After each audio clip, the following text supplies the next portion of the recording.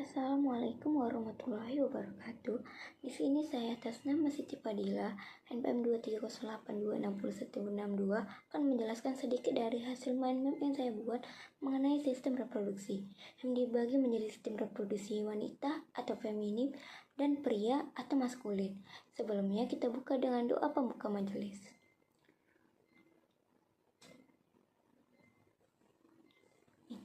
Sistem reproduksi adalah sistem organ dalam tubuh manusia atau hewan yang bertanggung jawab untuk memproduksi keturunan atau melanjutkan spesies.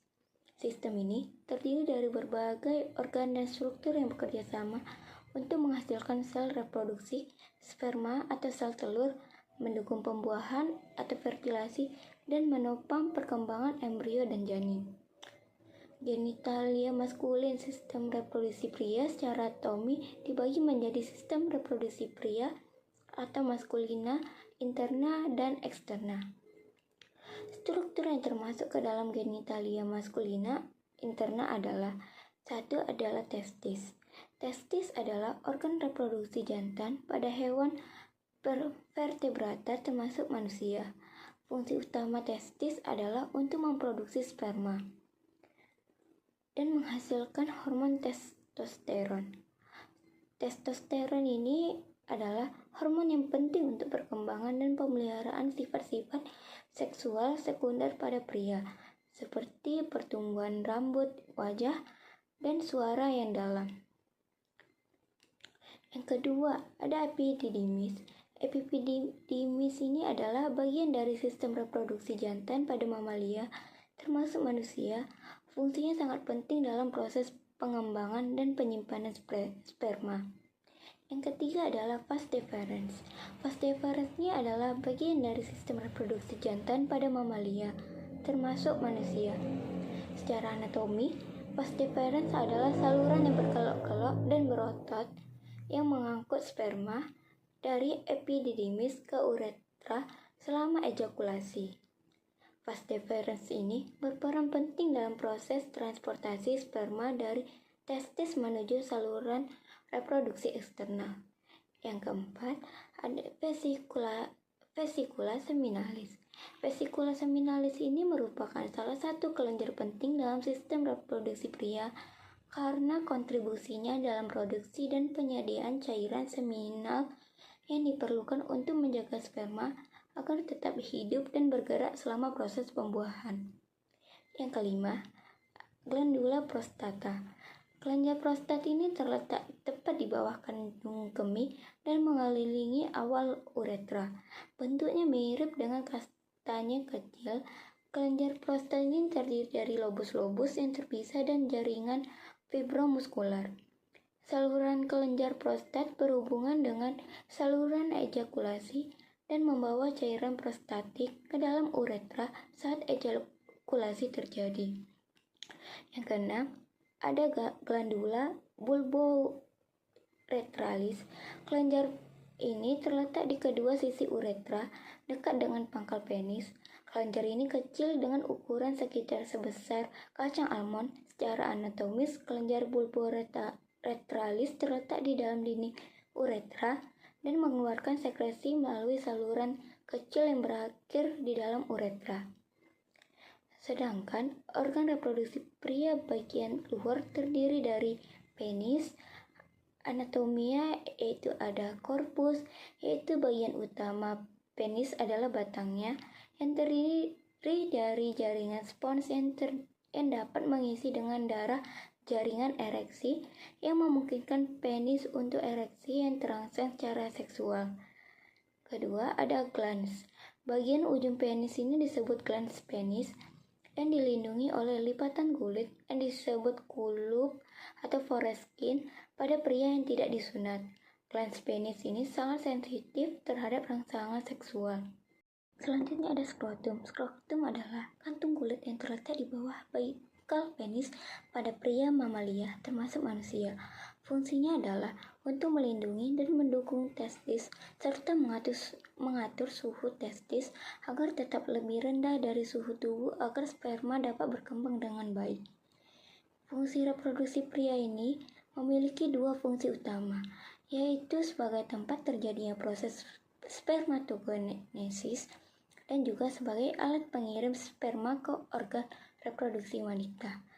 Tahap-tahapan tindakan seksual pria dalam melakukan fungsinya organ reproduksi pria dibagi menjadi beberapa fase, yaitu fase ereksi. Ereksi adalah proses pengerasan penis yang biasanya lembek untuk memungkinkannya masuk ke dalam vagina. Mekanisme ereksi penis dengan cara menyasodilatasi arteriol di penis sehingga darah terkonsentrasi di daerah tersebut. Fase ejakulasi ini dibagi lagi menjadi dua fase, yaitu fase emisi, pengosongan sperma dan sekresi kelenjar seks aksesori atau air mani ke dalam uretra, dan fase ekspulsi, pengeluaran air mani secara paksa dari penis. Spermatogenesis adalah proses kompleks pembentukan sperma yang terjadi dalam tubul seminiferus testis pada pria. Proses ini melibatkan serangkaian tahapan yang mengubah sel-sel germinal atau sel spermatogonium menjadi sperma matang yang siap untuk pembuahan. Selanjutnya, genita feminina terbagi menjadi dua bagian, interna dan eksterna. Genitalia feminina eksterna yaitu vulva, mons pubis, yaitu mons pubis itu tonjolan bulat di atas vagina yang ditutupi rambut kemaluan. Kedua ada labia majora, yaitu lipatan kulit tebal luar melindungi organ genital. Yang ketiga ada labia minora, yaitu lipatan kulit tipis dalam melindungi organ genital internal. Yang keempat ada vestibulum vagina, yaitu pintu masuk ke vagina. Yang kelima ada klitoris, organ seksual wanita yang sensitif. Dan genita feminina interna yaitu saluran untuk menstruasi, hubungan seksual, dan melahirkan. Kedua ada uterus atau rahim, tempat berkembangnya janin. Yang ketiga ada tuba Fallopi, yaitu saluran yang menghubungkan ovarium dengan rahim, tempat fertilisasi terjadi. Ovarium menghasilkan sel telur dan hormon reproduksi. Fungsinya menghasilkan sel telur atau ovum. Yang kedua ada fertilasi, yaitu penyatuan sel sperma dan sel telur. Tiga ada gestasi, yaitu kehamilan. Yang keempat ada partus, persalinan, dan kelima ada laktasi, menyusui. Selanjutnya ada oogenesis, yaitu proses pembentukan sel telur atau ovum di ovarium. Dimulai dengan sel puncak oogonia yang membelah melalui mitosis. Oogonia ini berkembang menjadi oosit primer yang diselubungi folikel. Oosit primer ini mengalami meiosis 1 yang dihentikan di profase 1. Folikel primer berkembang menjadi folikel dominan. Folikel dominan ini pecah melepaskan oosit sekunder atau ovulasi. Selanjutnya ada meiosis 2, yaitu oosit sekunder dihentikan di metafase 2. Fertilisasi memicu penyelesaian meiosis 2. Fertilisasi ini penyatuan sel sperma dan sel telur atau ovum untuk membentuk zigot. Terjadi di tuba Fallopi.